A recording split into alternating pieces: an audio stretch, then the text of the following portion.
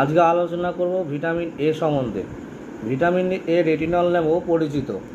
Vitamin এর প্রাণিজ উৎস সেগুলো হচ্ছে দুধ, ছানা, মাখন, কড লিভার অয়েল, তৈলাক্ত জাতীয় মাছ এবং উদ্ভিজ উৎস সেগুলো হচ্ছে বিট, গাজর, টমেটো, লাল শাক, পালং শাক প্রভৃতি শাকসবজি।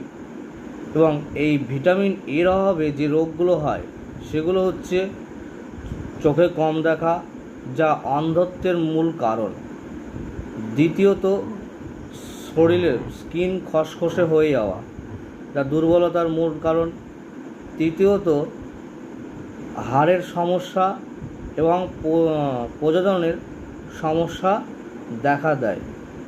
এবং চতুর্থত, দুর্বলতা, অতিরিক্ত পরিমাণে দুর্বলতাও দেখা দিতে পারে ভিটামিন এর অভাবে।